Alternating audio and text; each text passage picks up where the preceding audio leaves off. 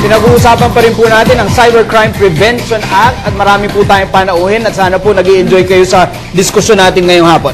Ito ay babalik ko lang dito sa mga pangyayari noong Lunes dahil kinunden na ito ng pamahalaan itong malawakang hacking sa mga government websites. Tanungin natin si Mr. Raul Florencio.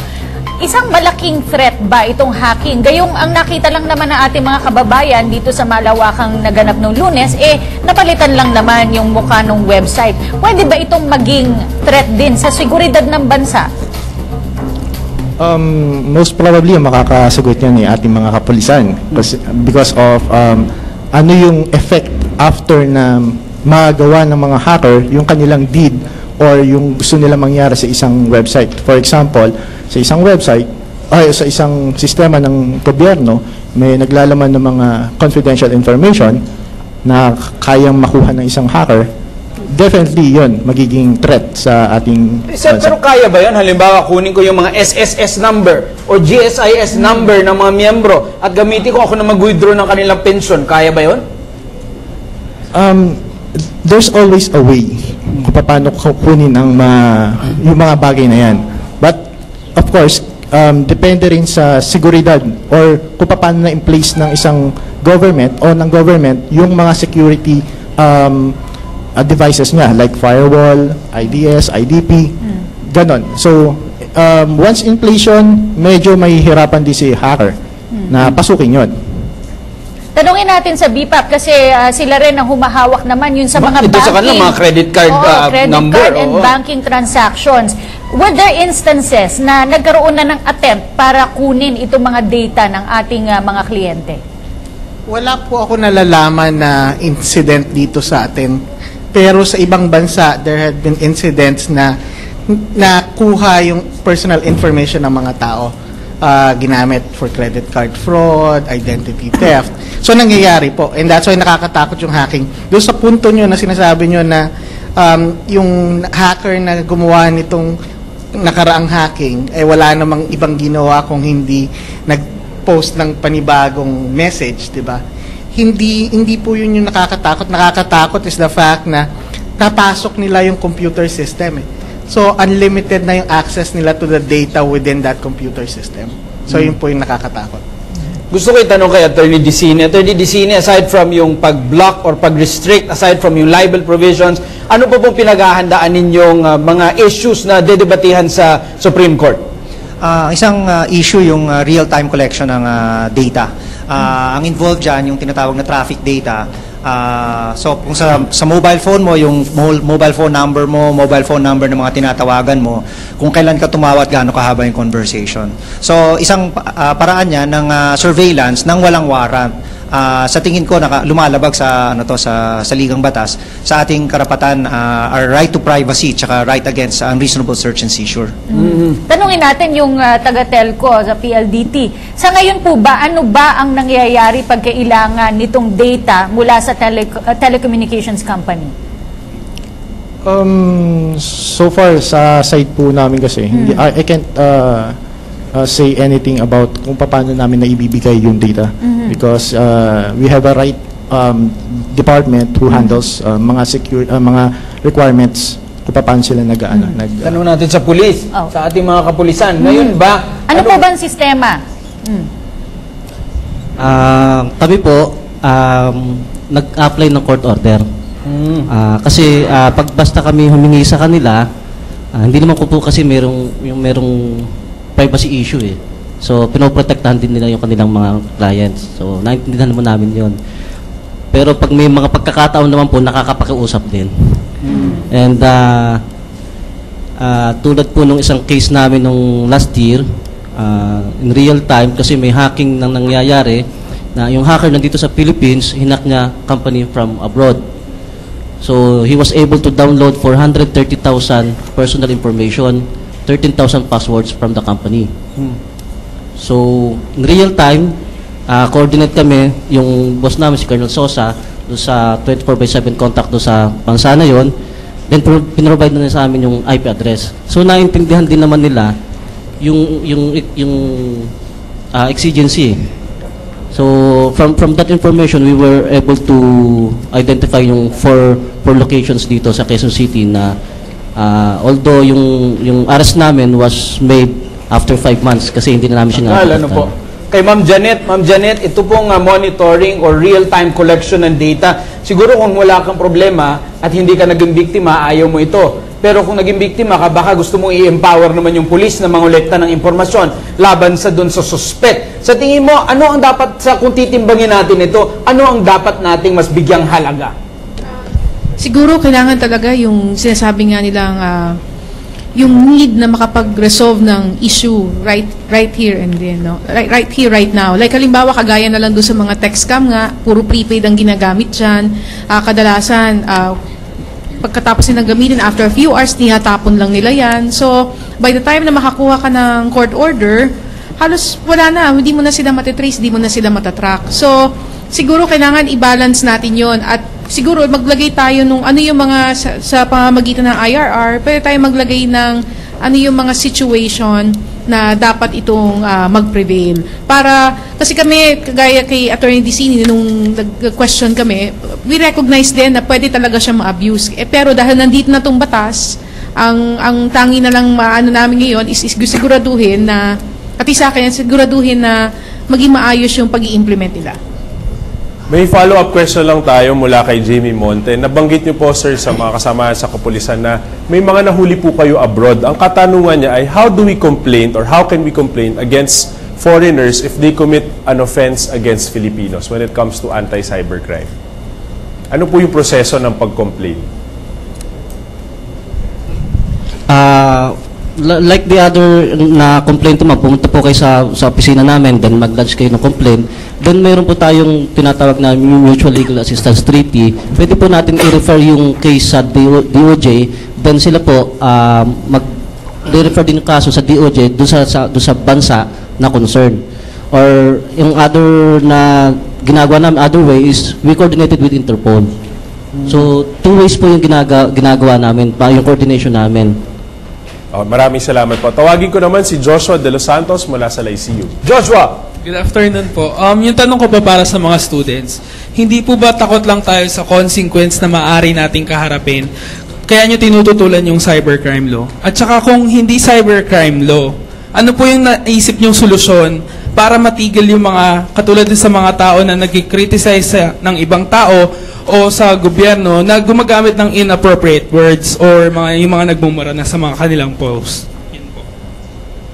Siyempre takot tayo. Kasi kaya ba natin mag-stay ng 6 years o 10 years sa kulungan, di ba? Sayang yung panahon natin. Pero siyempre, ito yung panahon na magsama-sama tayo natutulan to, lalo specific provision na to. Kasi may merits naman yung law. Pero itong specific provision, yung clause mismo na libel nilalabanan natin. With regard to ano ba yung magiging gabay natin para mas maging responsable, unang-una, dapat nga self-discipline yan.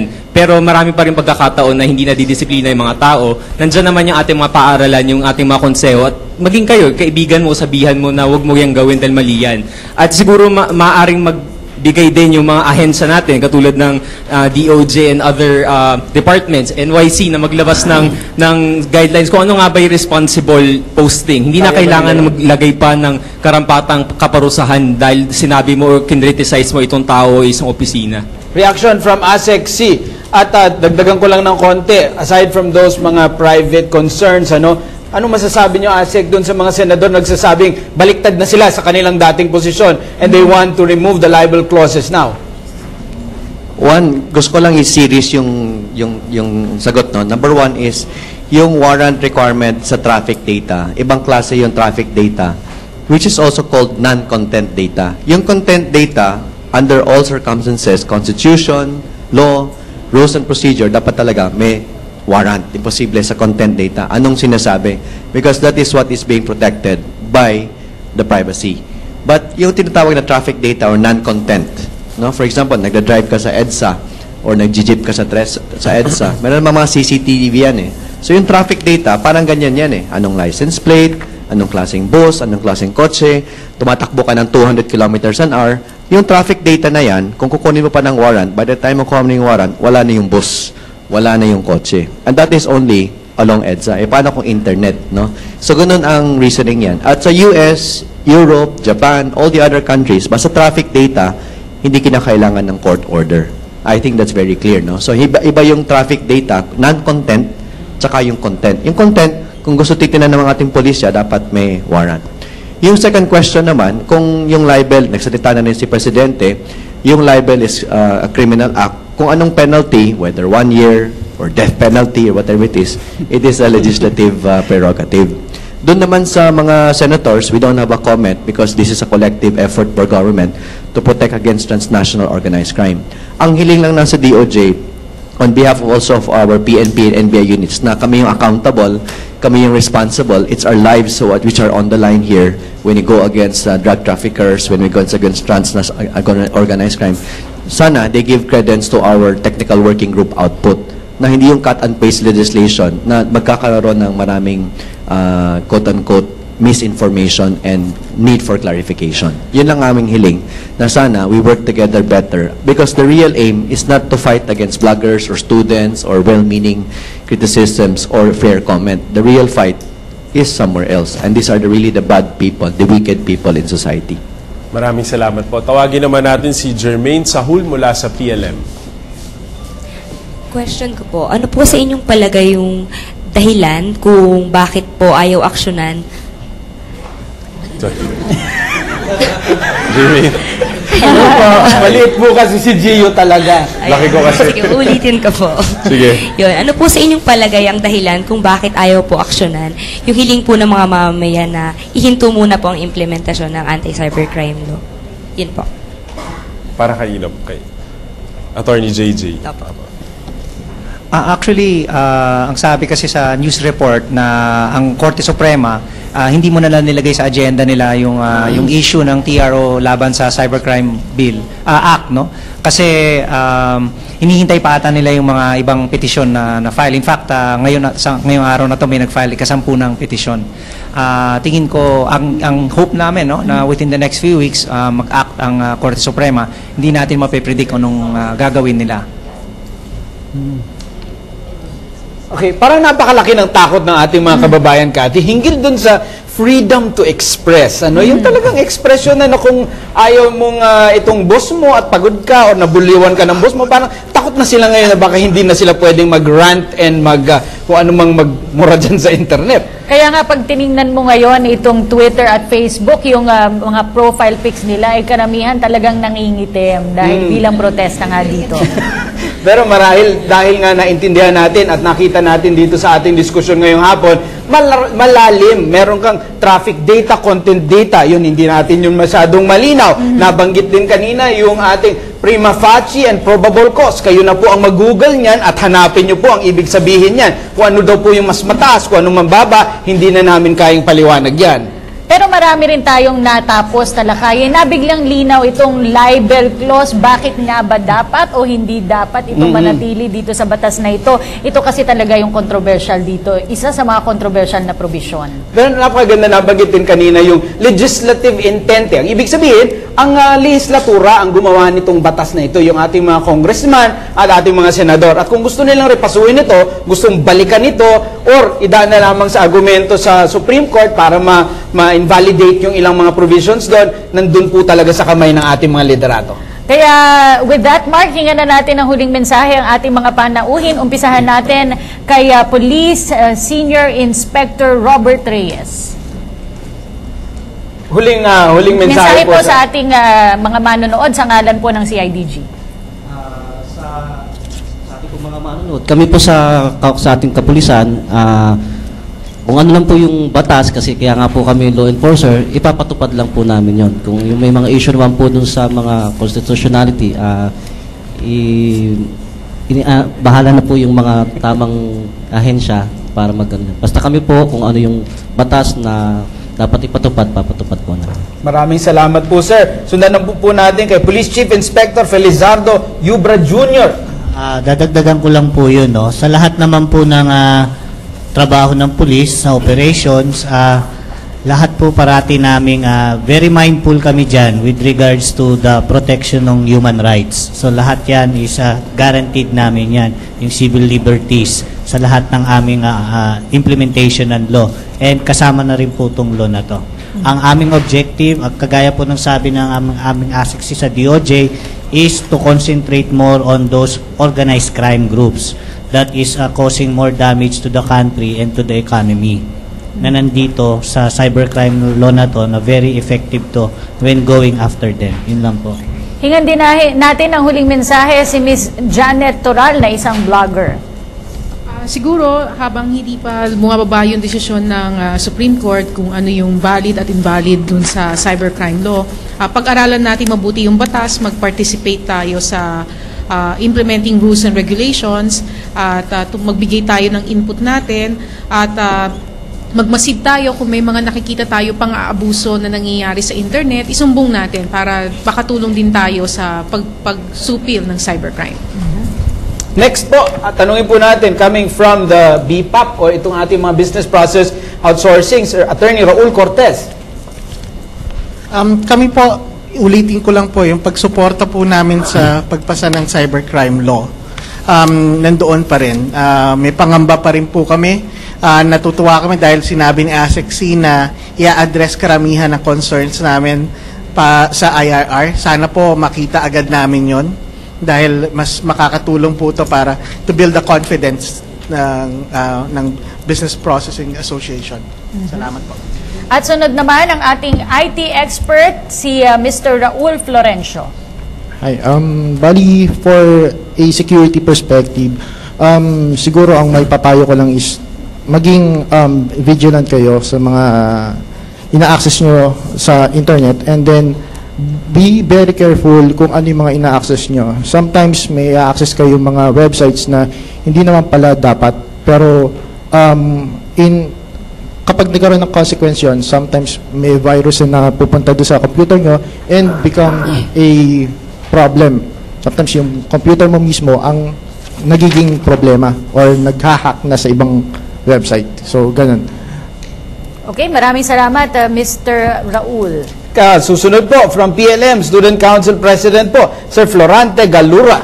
So yun yung mga punto na nais po naming sabihin dito bilang kabataan is naroon po sa Constitution po natin sa ating Bill of Rights na karapatan po natin na malayang makapagpahayag at may payag ang ating mga damdamin. Tayo po ay manatili dun sa constitutionality ng batas na inihahayag dito na ang Constitution po ay ang siyang sole will, highest will ng ating mga mamamayan.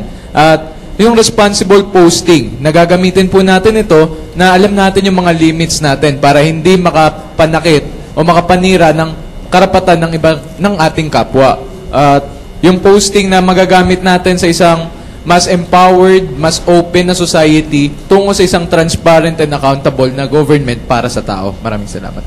Okay, at sunod naman si Attorney Hindi pa pala. Jules Giang mula sa University of the Philippines. Maraming salamat. Sa panahon ngayon na nagbabago ng mukha ng aktivismo kung saan mas appealing na sa kabataan ang online, nakakapangamba ang kinaharap natin dito sa pagsasabatas ng cybercrime law. Kaya naman, dahil nga dito na tayo lahat, ito na ginagamit natin upang ilabas ang ating mga saloobin, dapat magkaisa tayong mga kabataan at sa lahat ng mga netizens na harangan o magkaisa tayo na pigilan yung libel clause nga. Pangalawa naman dito, nakakapangamba yung direksyon ng tuwid na daan ng gobyernong ito. Bagamat maraming mga nakikita tayo na mga pagbabago na nakatutulong, meron pa ring mga punto na dapat natin siyasatin tulad na lamang nitong batas na ito. Ano nga ba ang pinaka-rasyonalin nito sa mga senador na sumuporta dito katulad na lamang ni Senador Tito Soto? Ano ba ang iyong intensyon kaya proud na proud ka na nilagay mo itong libel clause? Dahil ba na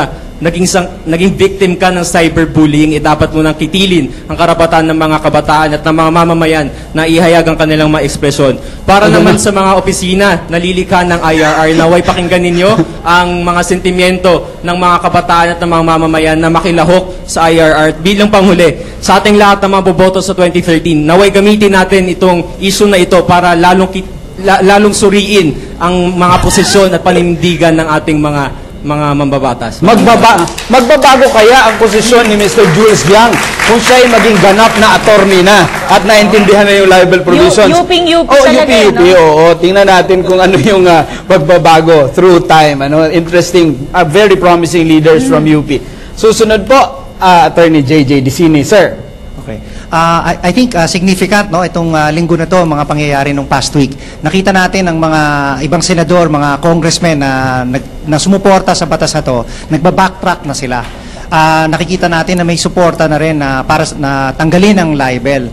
Kailangan natin mag-celebrate na kahit maliit na victory yan, pinakikinggan tayo. Yung mga campaign na ginagawa nyo online, yung mga pagba-blackout ng mga Facebook mga Facebook profiles nyo, nag-work. I think nag-engage na ang government natin. Nakikita nila na importante ang opinion ng online Filipino.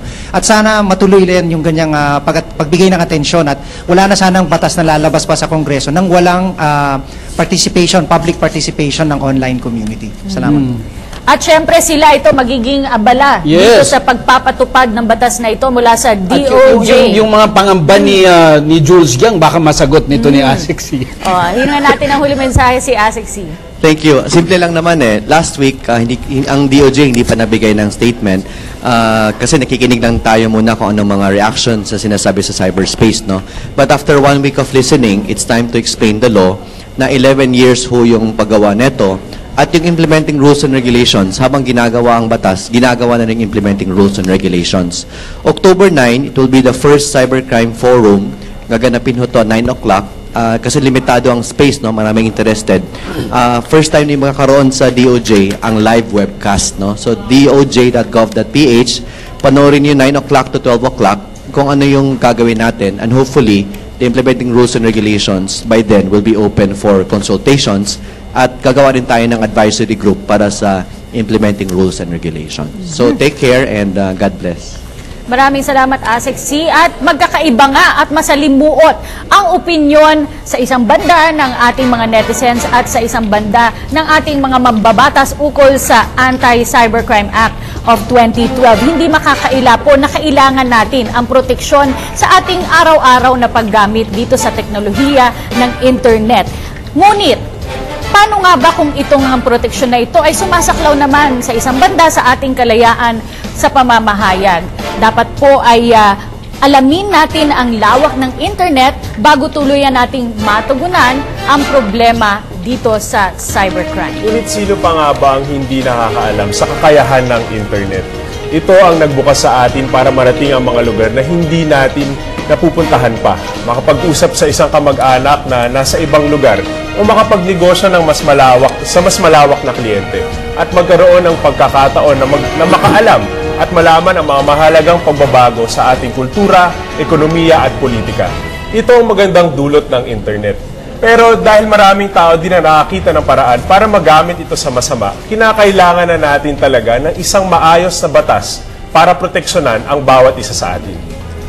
Sa paikot-ikot natin pagtalakay sa Anti-Cybercrime Law, 2 episode nga po ang ating binigay dito sa Telebisyon ng Bayan. Nakita natin na ang tunay na layunin ay protektahan sa masasamang loob na gumagamit ng internet. Tayong lahat na para hindi po sila makapanloko at makapangikil sa mga gumagamit nitong mga inosente. Marami pa rin kasi sa atin ang naniniwala na ang internet ang ultimate venue para sa totoong impormasyon. Meron nga itong napakagandang suporta nga daw po ito para sa ating demokrasya at nabanggit nga po napakagandang space para sa ating lahat na makapaghayag ng ating mga saloobin. Kaya importanteng maprotektahan yung individual, importanteng maprotektahan din ang integridad nitong mismong internet na nagiging lugar kung saan tayo nag-uusap. Pero maganda man ang intensyon. Tila lumalabas, nakikita natin dito na marami pa rin mga sections na tinututulan. Maraming probisyon ang tinututulan. At ilan sa ating mga senador ay bumabaliktad sa kanilang posisyon nung dati. At marami sa ating mga kababayang abogado, marami sa ating mga kababayang nag-iisip ay tumututol din dito. Kaya ano kaya mangyayari dito sa Anti-Cybercrime Law? May nagsasabing rerepasuin sa Senado, may nagsasabing kukwestiyonin sa Supreme Court.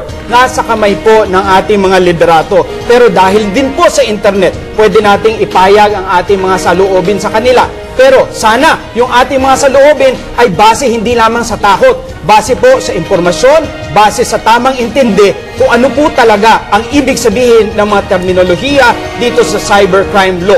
Ako po si Attorney Mark Castrodes, magandang hapon po sa inyo lahat. At ako naman po, si Cathy San Gabriel. Happy Teacher's Day po sa inyong lahat. Ako si Gio Tingson. Narinig ninyo ang mainit na mga opinyon mula sa iba't ibang sektor ng ating bayan. muli ninyo kaming samahan sa susunod na Biyernes dito pa rin sa ating Telebisyon ng Bayan. Ito ang inyong programang PTV Special Forum, the Anti-Cybercrime Law.